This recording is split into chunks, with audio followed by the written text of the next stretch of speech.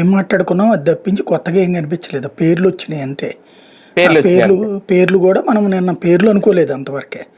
Meeting పేర్లు జరిగింది. వాళ్ళ ముందుగా 2, 3 మీటింగులు జరిగినాయి. ఆ మీటింగులు విజయసాయిరెడ్డి కూడా తెలుసు. ఆ ఉమ్, తర్వాత ఉమ్, విజయసాయిరెడ్డిని పక్కన పెట్టారు అని నిన్ననే నేను పక్కన చెప్పాను. పెట్టి. అదే ఉమ్, జరిగింది ఇప్పుడు. అదే కదా చెప్పింది. మీటింగుల అదే తర్వాత అవును. అసలు పాలసీలో నాకు సంబంధం లేదన్నారు. వీళ్ళు ఏమన్నారు, విజయసాయిరెడ్డే పట్టుకొచ్చాడని చెప్పారు. ఇదివరకు కూడా అదేంటది డ్రగ్స్కి సంబంధించి ఏం చెప్పేవాళ్ళు, విజయసాయిరెడ్డి అక్కడికి వెళ్ళి ఉమ్, మాట్లాడొస్తే మధ్యలో మిథున్ ఉమ్, రెడ్డి పట్టుకొస్తే మధ్యలో సజ్జల రామకృష్ణారెడ్డి తీసుకెళ్లి జనాలకు పంచాడు భార్గవ రెడ్డి ఉమ్, ద్వారా అని చెప్పేసి చెప్పురాలా. ఓ పెద్ద అవును. రూట్ మ్యాప్ కూడా ఇచ్చారు కదా డ్రగ్స్ ఎక్కడి నుంచి ఎక్కడికనేది. ఒక్క చెంచా ఉమ్, డ్రగ్ కూడా పట్టుకోలేదు. కానీ ఎలా ఉమ్, ప్రచారం జరిగింది. ఇప్పుడు లెక్కర్కి ఉమ్, సంబంధించింది ఏంటంటే, నేను ఇంతకుముందు కూడా చెప్పా కదా, డిస్టిలరీస్ చుట్టూ నడుస్తుంది అది. ఆ డిస్టిలరీస్ అవును. అన్నీ తెలుగుదేశం వాళ్ళయ్యే.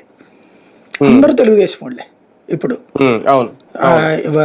ఎవరైతే ఇందులో ఎస్పీవై రెడ్డి పేరు చెప్పారు, ఎస్పీవై వాళ్ళకి సంబంధించిన కంపెనీకి వాళ్ళు కూడా వచ్చి చెప్తే 100 కోట్లు ఇప్పించాను నేను అని చెప్పాడు ఆయన కసిరెడ్డికి.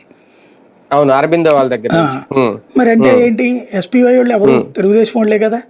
అప్పుడు వైసీపీ అవును. తరఫున గెలిచిట్టుకు వచ్చినటువంటి ఆయనే కదా, రెడ్డి గారి కుటుంబమే కదా ఇప్పుడు అది నడిపేది.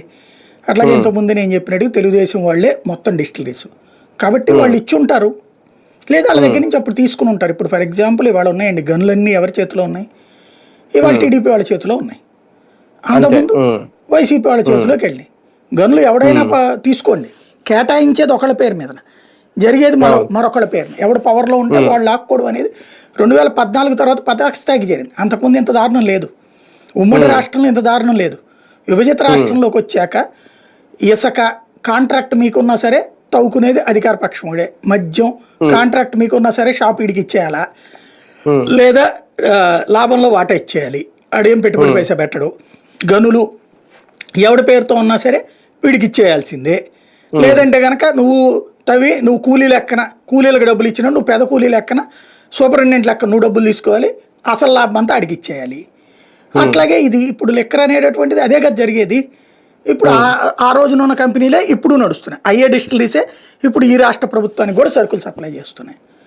ఉమ్, అక్కడ సజ్జల ఈయన చెప్పింది ఏంటి, ఒకటి రాజకేశ్ రెడ్డి మీద ఈయన కసి ఉందనేది స్పష్టంగా కనబడుతుంది. అవును. ఎందుకంటే ఉమ్, వాస్తవంగా రాజకేశ్ రెడ్డిని జగన్మోహన్ రెడ్డి ఈయనకి పరిచయం చేశారట, మనవాడే ఉమ్. కొంచెం ఎదిగేలా చూడు అని చెప్పేసి. అసలు రాజకేశ్ రెడ్డి అంటే జగన్మోహన్ రెడ్డి